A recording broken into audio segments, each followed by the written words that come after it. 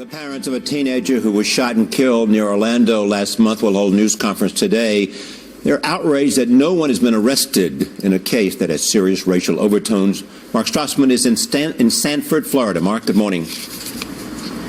Good morning to you, Charlie. There's a family inside this quiet subdivision here, both grieving and frustrated. Their unarmed teenage son was killed here, and what they can't understand is why the gunman's still free when he is admitted pulling the trigger. He was lying right here. Yeah. Tracy Martin's teenage son was shot dead on this patch of grass 10 days ago, and the gunman belonged to a neighborhood watch group. Yeah, it must be a little, still kind of odd to be here, huh? Yeah, it is. 17-year-old Trayvon Martin, Trey to his family, lived in Miami. He loved horses and dreamed of becoming a pilot. This high school junior was visiting relatives last month when he was shot and killed inside this gated subdivision of townhomes. He meant the world to me. He meant the world to his mother. And it's just sad that he's been taken away from us. Around 7 p.m. on Sunday, February 26th, Martin was walking the half-mile back from the 7-Eleven store where he had bought an iced tea and a bag of Skittles. At 7:17, 26-year-old George Zimmerman, a neighborhood watch member, called police to report a suspicious person inside the subdivision. A dispatcher told Zimmerman police were on the way and to let them handle it. But just 2 minutes later, 6 neighbors dialed 911 to report a fight and then a gunshot. Trey Martin, shot once in the chest, lay dead on this walkway just 70 yards from the home where he was staying. He was unarmed. He was just up here just to relax.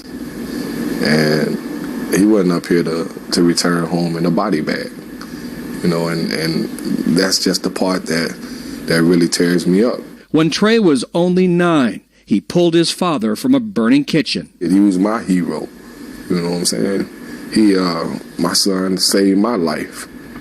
And for me not to be able to save his life is just, it's hard.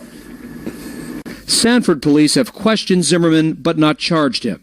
He had a legal permit to carry his concealed weapon, a 9mm handgun. For now, he's a free man who maintains he acted in self-defense. Zimmerman admitted shooting him. Correct.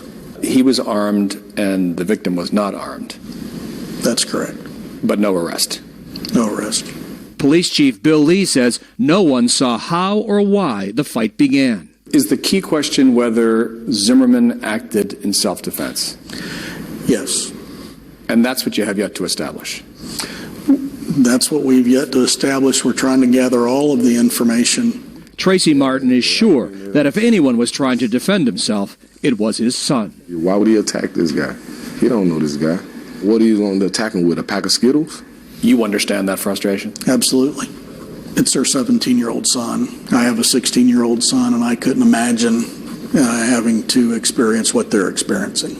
George Zimmerman's a college student majoring in criminal justice. Neighbors and police say he has lived somewhere else since the shooting. We couldn't reach him or find any trace of him online. Tracy Martin wants Zimmerman to face a jury for killing Trey. My kid went to the morgue, and this guy went home and went to sleep in his bed. There's no justice in that. Sanford police hope to finish up their case and get it to local prosecutors by this weekend. They are not releasing the half-dozen 911 calls until that investigation is complete. And Charlie and Erica, we're told that on one of those calls, you can hear the sound of the gunshot.